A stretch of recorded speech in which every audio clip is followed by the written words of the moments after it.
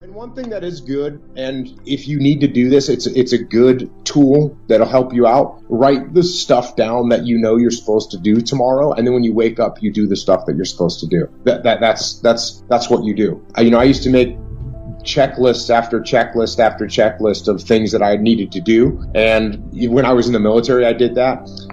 I don't have as many things to do now because they're all just bigger chunks of things. But yeah, it's a great way. And then what you do is you wake up in the morning, you look at the list of the things that you're supposed to do, and you do them. When I got 4 kids, and as I was raising my kids and I would be out shopping for books for them, it was like every book was encouraging the kids to be weak. Yeah. And the one that pushed me over the edge was a book about pirates, and I grabbed it for my son, and I picked it up and I'm looking through it, and I think, it's a pirate book. I mean, pirates are pirates, right? Yeah, they're not weak. They're anything but weak. Right. They're attacking people, and they're pirates. And I get this pirate book, and these pirates were anything but pirates. They were just really pathetic human beings. And so I said to myself, this is ridiculous. And that's one of the things that pushed me to write Way of the Warrior Kid, so that kids could say, you know what, it's okay to want to be strong. It's okay to want to be smart. It's okay to want to do better in school. It's okay to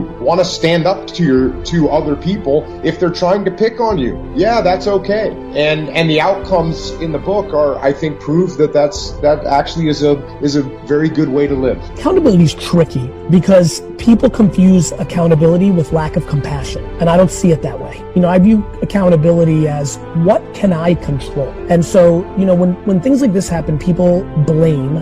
People want to blame China. People want to blame their own government. People want to blame their boss, their spouse, the system. And oftentimes there's validity in those things. The question becomes, what are you going to do about it? You can go political and talk about voting. You can talk about people that are in really suppressed places about leaving if they can. Some places you can't even leave, but leaving if you can. For me, it's accountability. What can I do?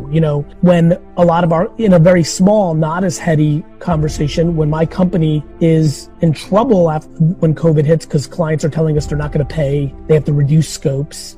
First I stop paying myself. Then I stop wasting money on dumb stuff. So I look at all our expenses. Then, unfortunately, the worst of the bunch, I have to let some people go so the whole company can pay its bills. Life. And so I like accountability. I like, what am I going to do about it? And I don't think it's fun or healthy to feel helpless. And I think it leads to a lot of bad things. That doesn't mean that I don't have compassion for people that are in precarious positions. It's just that I think it's very empowering for people to try to hack, to think, what are they going to do? Now, the final one was perspective, the P. We've already touched on that, which is I use perspective and gratitude a lot. My perspective leads to gratitude. It could be worse, right? My perspective is it could be worse. What's your goal in life? What's your purpose? What do you want to accomplish? What do you want to knock down? Where's your axe? What are your tools? What is it that you're going to use to effectively go after that goal 5 times a day? What are you? What is it? Because whatever that is, if you use it 5 times a day, every day, you'll be highly successful. For example, I write books. So let me just put that in writing for a moment. I've written 73 books. Jason, that was a nice introduction. It's 22 million, not 19.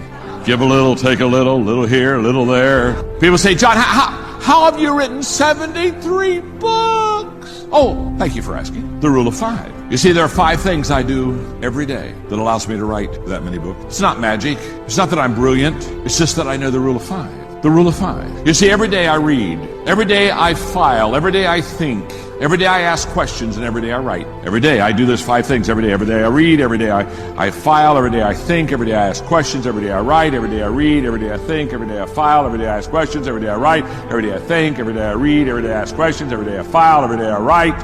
Every day I write. Every day I read. Every day I think. Every day I file. Every day I ask questions. Yes, I can do it in different orders, but every day. Doesn't matter whether you swing the axe left-handed or right-handed. You just got to hit the tree. Every day I read, file, think, ask questions, write, read, think, file, ask questions, write, read, think, file, ask questions, write. You say, now, John, what do you mean by every day? This is where it gets a little long sometimes. What I mean by every day is Every day. Now you say, now let me, when you say every day, do you mean, do you do that on Sunday? Every Sunday I read, think, file, ask questions, write. Do you do that on your birthday? Every birthday. Guess what? Every birthday I read, think, file, ask questions, write. Do you do that on Christmas? Guess what I do every Christmas? Every Christmas I read, think, file, ask questions, write. Do you do this when you're not feeling well? Can I tell you when I'm not feeling well? Even I'm not feeling well. Guess what I do every day? Every day when I'm not feeling well, I think, write, ask questions, do all those things. Every day. You say every day? At the age of 17, I started filing. I've never missed a day. I don't have 100 quotes. I don't have 1,000 quotes. I have tens of thousands of quotes. I don't have 100 stories. I don't have 1,000 stories. I have 10,000 stories. Where did you get all those stories? Where'd you get all those quotes? Well, let me tell you something. Guess what I do every day? See, we overestimate what we can do in a day, and we underestimate what we can do in several days. When you come into your time, don't worry, enemies are going to hurry out of your way.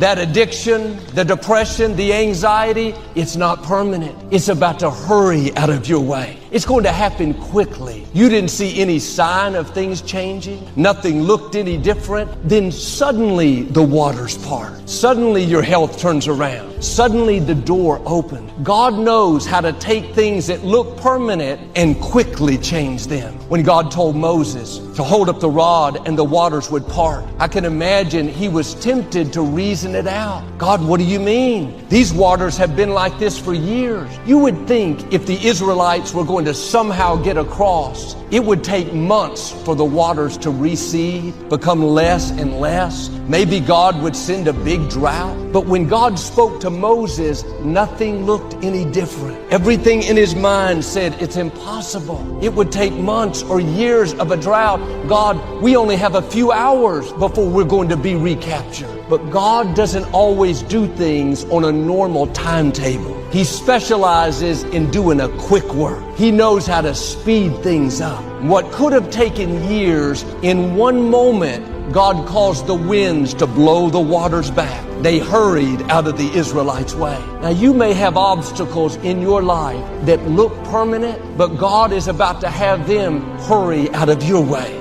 It's not going to happen gradually on a normal schedule like you were expecting. It's going to happen quickly, out of the ordinary. Arise and go down to the potter's house, and there I will cause thee to hear my words. Then I went down to the potter's house, and behold, he wrought a work on the wheels. And the vessel that he made of clay was marred in the hand of the potter. So he made it again, another vessel, as seemed good to the potter to make it. Then, all of that happened first. Then the word of the Lord came to me, saying, O house of Israel, cannot I do with you as this potter, saith the Lord? Behold, as the clay is in the potter's hand, so are ye in my hand, O house of Israel. At what instance I shall speak concerning a nation and concerning a kingdom, to pluck up and to pull down and to destroy it. If that nation against whom I have pronounced turn from their evil, I will repent of the evil that I thought to do unto them. And at what instant I shall speak concerning a nation and concerning a kingdom, to build and to plant it. May the Lord add a blessing to the reading of his word. Take me back to verse 4 for just a moment. And the vessel that he made of clay was marred in the hand of the potter. So, the word so, it speaks to something that we cannot hear. It is very important. We are listening at the decision-making process of the potter. And from that, I would like to extrapolate the thought: the silent sermons of God. The silent sermons of God.